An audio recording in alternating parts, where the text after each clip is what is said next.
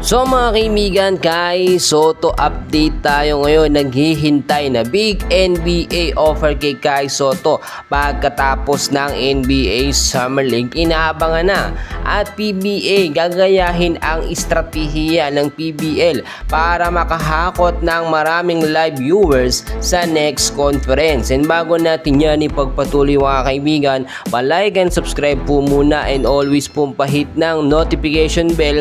Maraming salamat po. So una natin pag-usapan mga kaibigan, etong tungkol po sa PBA. Kailangan po nila ng panibagong strategy para etong nalalapit na season ay makahapkot po sila ng maraming viewers. Marami naman nakakapansin sa atin, no? May nanonood ng live ng PBA kapag meron laban po ang Ginebra or ang SMB o San Miguel Beer, no? Kapag semis or finals, doon lang po minsan marami talaga o dinadagsa.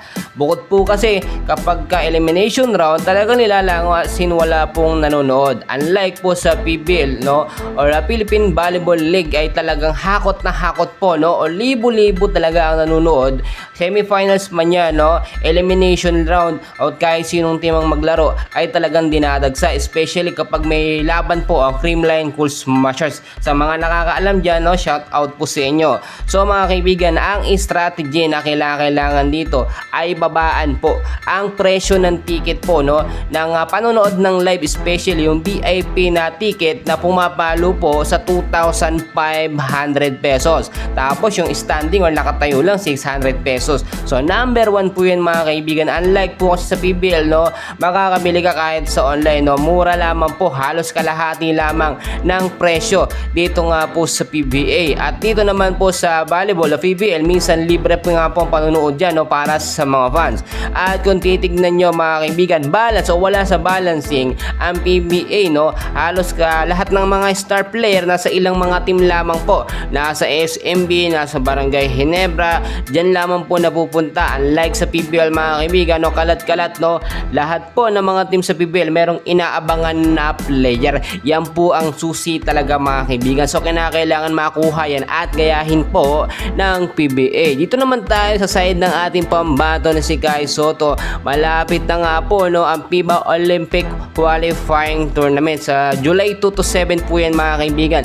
So yung sinasabi ko na bigating NBA contract ng ating pambato na si Kai Soto ay magaganap pagkatapos ng kanyang maganda or dapat maganda ang maipakitang performance niya dito sa FIBA Olympic Qualifying Tournament. Alam naman natin na marami nagkaka-interest kay Kai at kumpirmado po dyan ang 4 NBA teams na ating napag-usapan na rin nakaraan, no? At sigurado yun mga kaibigan, gusto nga bigyan ng NBA Summer League na paglalaro si Kai, pero tinanggihan po yan ng Wasserman agent para nga si Kai Soto ay makapag-focus dito sa FIBA Olympic Qualifying Tournament, which is number 1 or target spot po ngayon ng mga NBA scout para makakuha ng talent next conference. Kung titignan po ninyo, 2-way contract ang hinahabol dito at gustong makuha ng kampo ni Kai Soto. Kaya naman, no, sigurado po tayo 100% na kapag maganda ang performance na ipinakita ni Kai Soto, especially sa magiging laban natin sa Latvia at sa Georgia, no,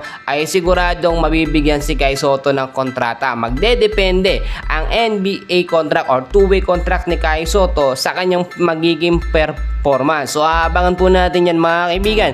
So dyan lamang po kayo, patuloy ko po kayong i-update, and please huwag pong kalimutan mag-like and subscribe.